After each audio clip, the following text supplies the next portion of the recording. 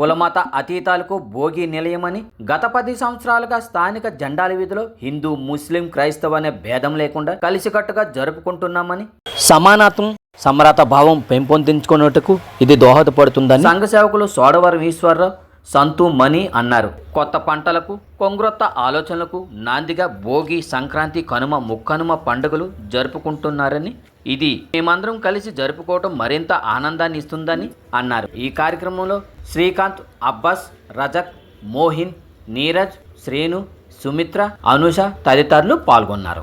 సంక్రాంతి వచ్చిందే తుమ్మెదా, సరదాలు తెచ్చిందే తుమ్మెదా, housefully and finally it's an attitude Pongal. Hindu, ముస్లిం, క్రైస్తవ అందరూ కలిసికట్టుగా ప్రతి సంవత్సరం 10 ఏళ్ళగా ఈ భోగి కార్యక్రమం జరుపుతున్నాం.